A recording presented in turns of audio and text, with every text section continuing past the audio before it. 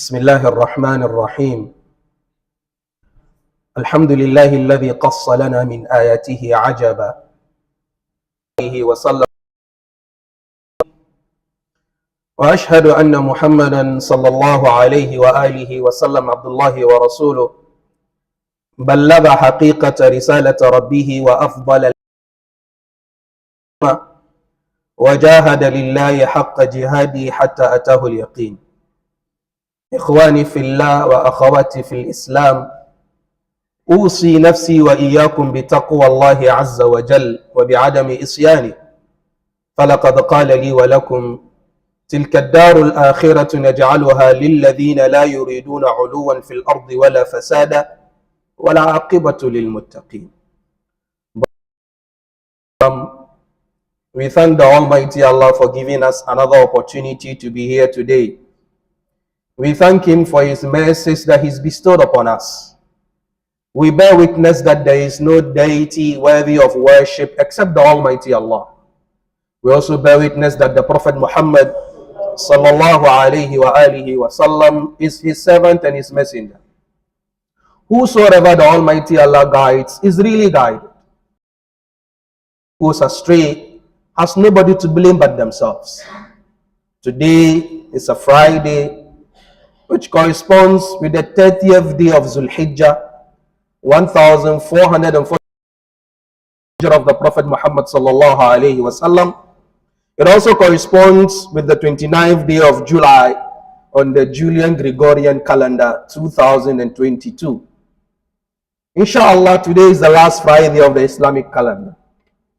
And hopefully tomorrow is the first day of Muharram 1444.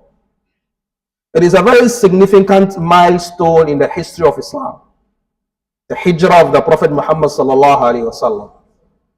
But the Prophet did not migrate in Muharram. He migrated in Rabiul Awwal. But then the history behind it is that during the 17th year of hijrah of Umar bin Khattab, his governor Abu Musa al-Ash'ari sent him a letter. He said, Amir al-Mu'mineen, I have a couple of letters from you to me. All of them have Ramadan on them. But I'm not able to differentiate which one comes before the other. So please look into this matter so that we will have a calculating system of years for us as Muslims.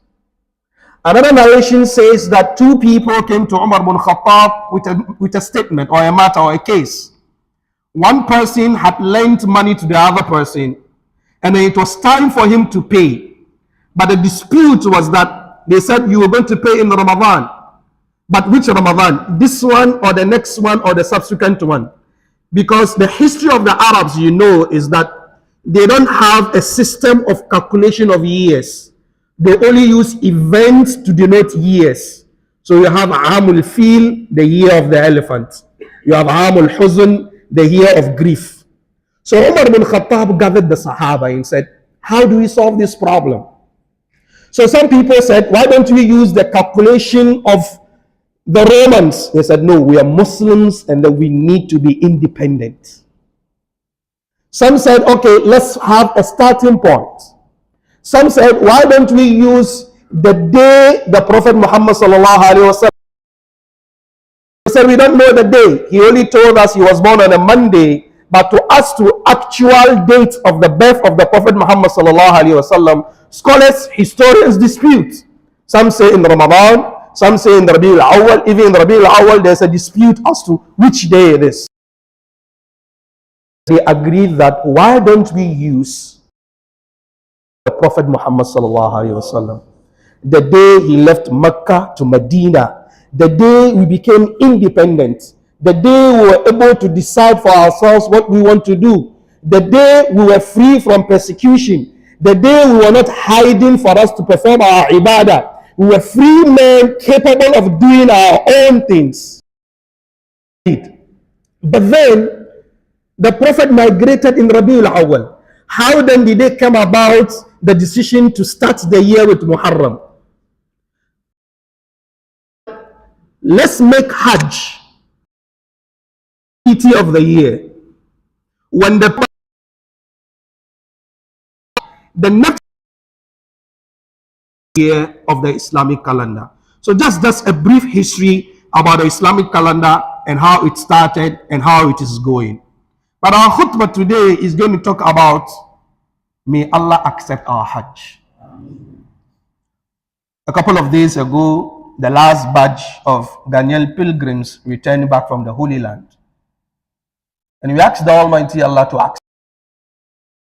But before our Hajj is accepted, there are rules and regulations guiding that. And it's very, very important. Because you don't get up and go to the Holy Land, you don't know what you're going to do. So I just want to use this as a wake-up call. After we are back from Hajj, the dust is settling, at least our minds can listen to what we have. I believe it's very, very important for every person who wants to first and foremost seek knowledge about Hajj. Islam is not a religion that is done by trial and error. Islam is not hit your chest and your head and do whatever you want to do. It is a religion of knowledge. That is why when the Almighty to the Prophet Muhammad sallallahu alaihi wasallam, he spoke first about knowledge. Iqra bismi rabbika alladhi khalaq, khalaqa al-insana min 'alaq, iqra wa rabbuka al-akram, alladhi 'allama bil qalam, 'allama al-insana ma lam ya'lam. The scholars of tafsir are saying that the Almighty Allah, in the first 5 verses of the Quran, he spoke about knowledge 6 times. Iqra bismi rabbika alladhi khalaq, khalaqa al-insana min 'alaq, اقرأ وربك الأكرم الذي علم بالقلم علم الإنسان ما لم يعلم. That is why as a Muslim you have no excuse for not learning your religion. No excuse. Mecca is not like any other place in the world. It is a different place altogether. Mecca has special rules. Let me give you an example. In Accra here, if you find a lost item, according to the Sharia, you pick it up and then you look for the person for 3 months. In another narration or in another ruling, it says 1 year. After that time has elapsed, it becomes your property. Even if the person comes after that, it's yours. Yes, yes. But not in Mecca.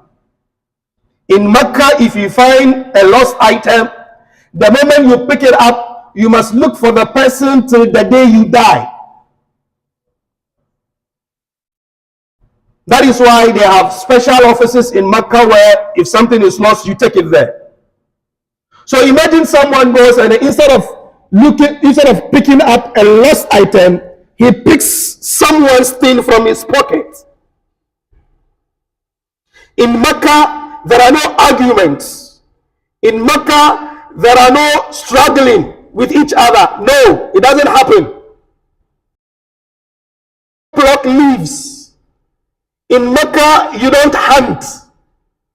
In Mecca, you don't frighten the animals that you see in Haram. The moment you do Hajj to them, you must slaughter a ram. So some of us, We go to Mecca, instead of coming back home with blessings, we come back home with curses. This year I was fortunate to go to Mecca. On the day of Arafah, in Arafah, I was in a tent preaching to some sisters. And then they brought umbrellas for distribution. They forgot struggling on the umbrellas. The sisters in front of me, we will listen to you, forget about them. I said, what they are doing, I need to keep quiet to correct them, because all of them, they need to slaughter a ram. You don't struggle over things. So imagine people who go to Mecca and go and fight. So I want to do a Hajj board. That is a suggestion from your student and your son. Why don't we make it obligatory upon every prospective through a 1-week course of studying Hajj, and then have a certificate document required for you to go to Mecca, and then the Hajj board should designate offices or mosques like this one where you can come and have those trainings. If you don't bring that certificate, you are not going. I think it's a call in the right direction, because some people go to Mecca and then they don't know what they're about. Which type of Hajj are you performing? And each of the 3 different forms of Hajj come with a particular ruling, but you don't know it. Some people go to Mecca and then they don't offer salat in the masjid. Praying in the masjid there is equivalent to praying 100,000 salah here in Accra. And then you go to Mecca and then you go and sleep in the hotel. So knowledge is very, very important.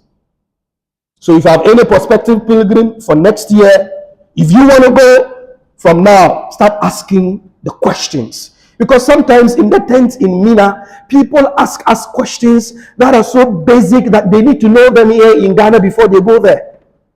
So sometimes go back and tell the history or teach time for them. May Almighty Allah safeguard us. The second thing I want us to look at concerning Hajj is al-ikhlas, sincerity in action. Wallahi, it's very. When we say sincerity in action, if you are doing any form of ibadah, do it for the sake of Allah. The people will call you Al-Hajj. Some of us, when we come back home and the people call us Musa, after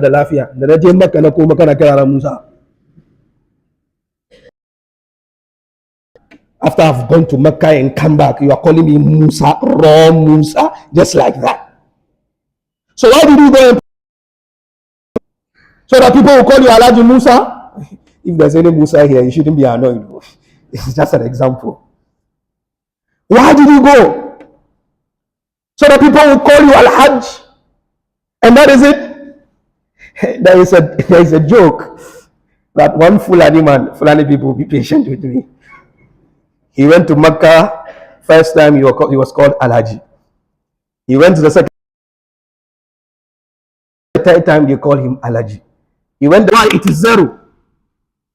There is the hadith of Abi Hurairah radiyallahu anhu, where the Prophet Muhammad sallallahu alaihi wasallam says, on the day of Qiyamah, you did this. He said yes, and all the people will praise you. Praised you in Ghana, you've come, and the people of Accra praised you, and then they drummed and sang in your name. That is your virtue, and that is your reward, Jahannam. The one who went to jihad, and after that the bread is broken down and put into hellfire. May Almighty Allah safeguard us from that. Part of the sincerity that we are talking about is, I observed something.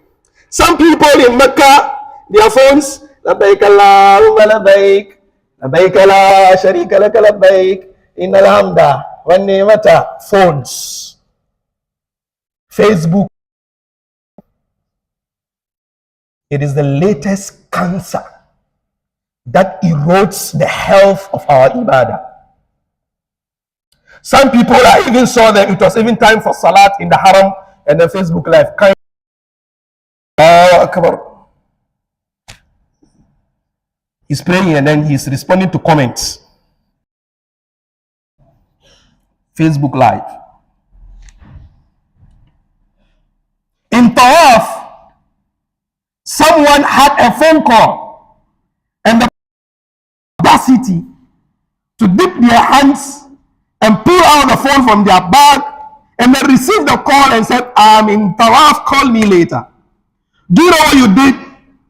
You are speaking with Almighty Allah. You need something from the Almighty Allah.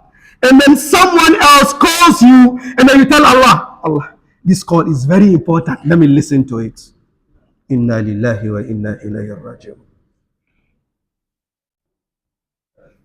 Those people have no reward for you. They have no Jannah and they have no hellfire. So sincerity in action, not only in Hajj, but in every endeavor that we find ourselves in. That is the asas. That is the bedrock. If we lose that, if ikhlas is lost in your deed, then my brother, you're wasting your time. أقول ما تسمعون واستغفر الله لي ولكم مسلمين من كل ذنب فاستغفروه إنه هو الغفور الرحيم. بسم الله الرحمن الرحيم.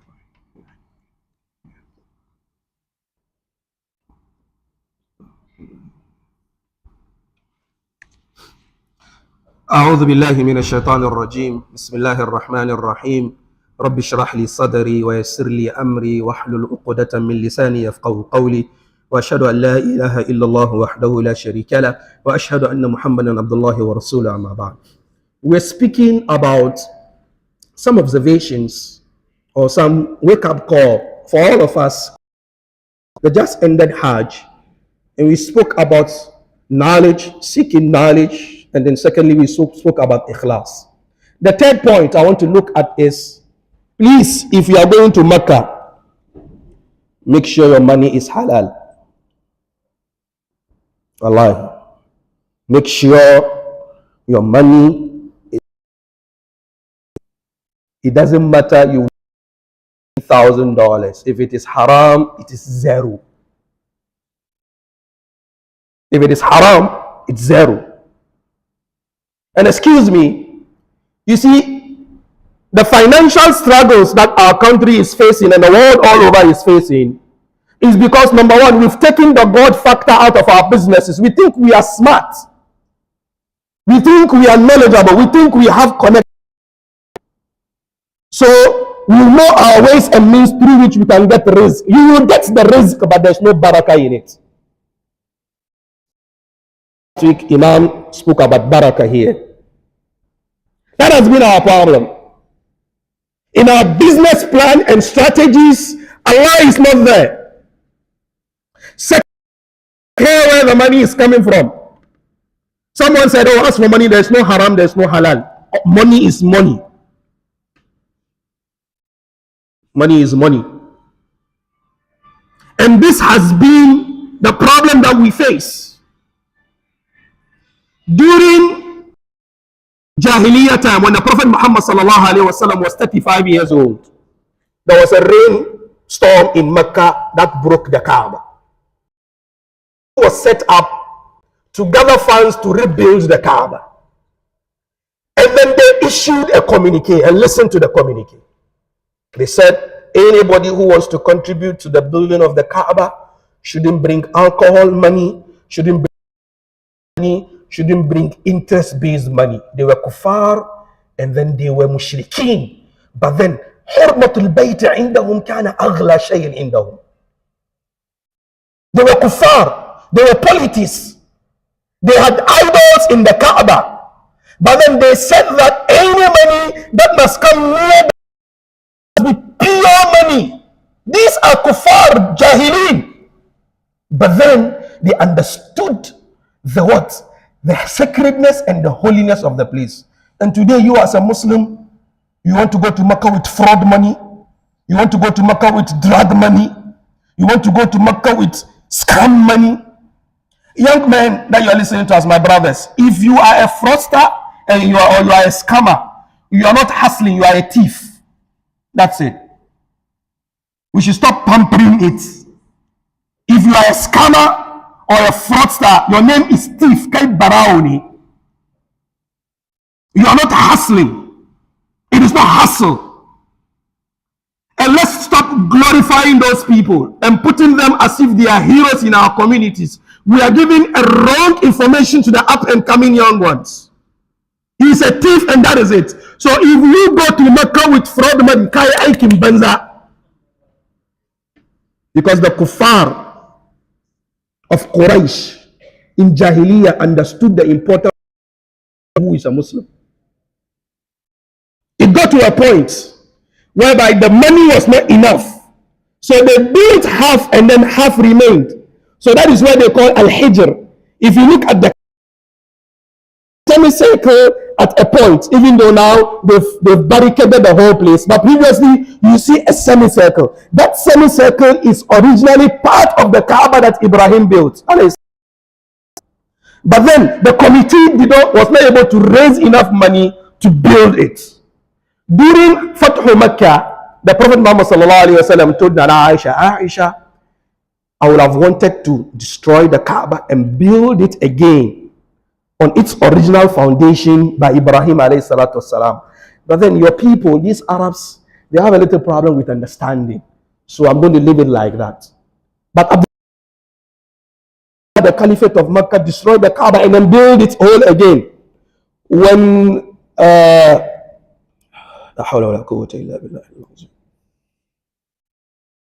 الثقفي هذا is a popular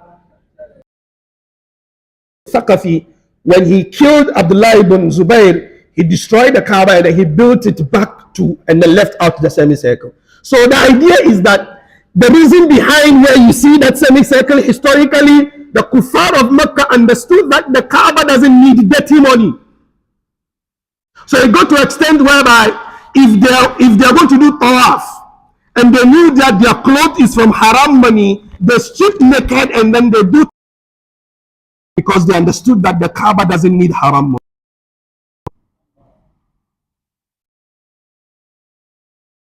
Barakah is important. هي القناعة فاحفظها تكن ملكا لو لم تكن لك إلا راحة البدن فانظر إلى من ملك الدنيا بأجمعها هل راح منها بغير القطن والكفن. Contentment, wallahi, is the best rizq the Almighty Allah can give you. Look at the people who have managed the affairs of the world. When they were going to the Akhirah, what did they go with except a shroud and cotton wool in their noses? So why are you struggling? You see these past events of the past week concerning the late President Atta Mills.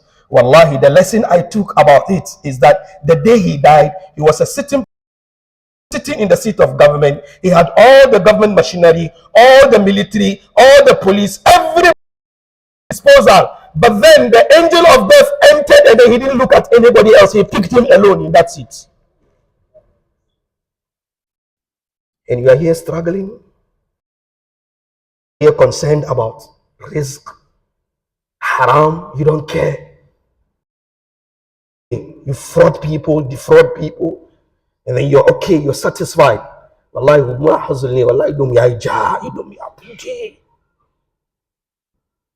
and you think you will make it safely to the Akhirah. In the Akhirah, if you come with good deeds, you don't know how you're going to end up. And then you come with fake passport, fake. If the person is sad, the person will be able to pay for himself to go to Makkah. Because it doesn't make sense. You pay $5,000 and give the person extra one, you can send the person to Makkah. Okay, what about those of us who are party foot soldiers? And the government is supposed to go to Makkah, but they even Hajj, because the state resources belongs to all of us. Why only you? Why you? What makes you special than me? Why were you chosen and I was not? That comprises the issue or the welfare of the community, or it is your personal issue? Why are you asking me this question? He said, you see this lantern, I bought it from the money of the community. And you see what I'm doing? I'm going through documents that has the welfare of the community at heart.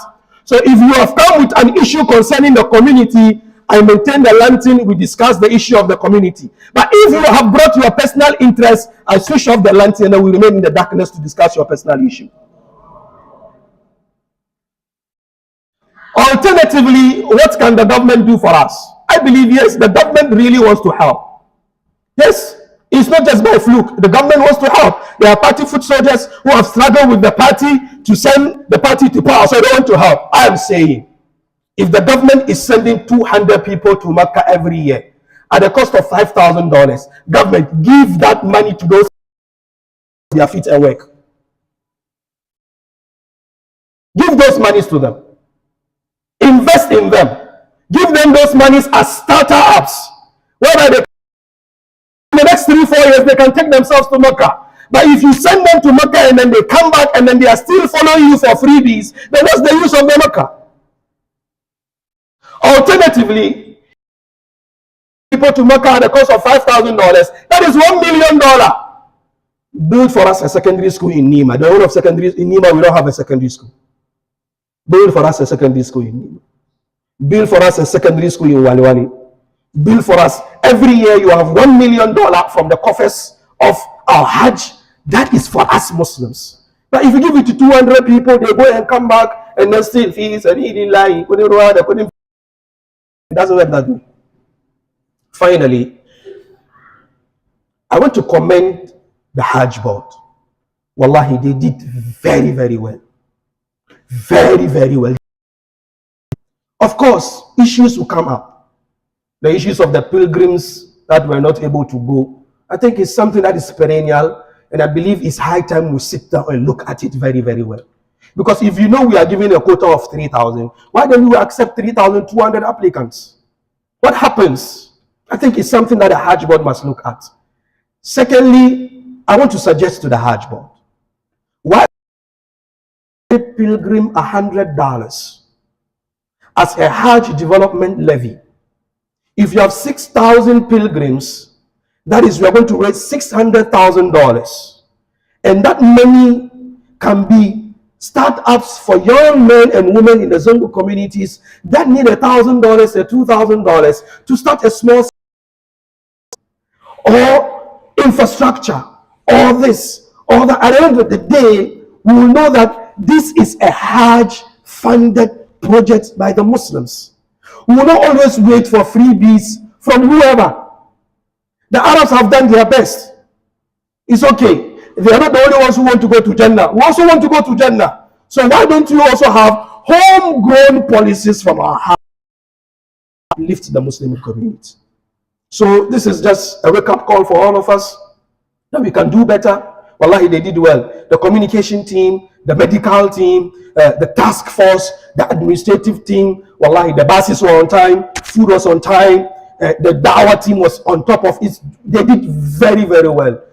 It's not only about criticizing, it's also about commending when people do well. And wallahi, they did very, very well. They really toiled for the community. Most of them did not go and sit in those splash hotels. They were with us in the gutters. They did well. May Almighty Allah safeguard us. May Almighty Allah bless us and protect us and guide us. We ask the Ghana. Ya Allah, Ghana is in situations. We ask the Almighty Allah to bring us ease. Allahumma anta amartana bi du'aik wa wa'atana bil ijaba qad da'awnaka kama amartana fastajib lana kama wa'atana ya rabbal alamin. Rabbana atina fid dunya hasana wa fil akhirati hasana wa qina adhaban nar. Rabbana la tuzigh qulubana ba'da idh hadaytana wa hab lana min ladunka rahma innaka antal wahhab. Rabbana innaka jami'un nas li yawmin la rayba fihi inna Allaha la yukhlifu al mi'ad. Rabbana innana sami'na munadiyan yunadi lil بكم فآمنا ربنا فاكتبنا مع الشاهدين ربنا وآتنا ما وعدتنا على رسلك ولا تخزنا يوم القيامة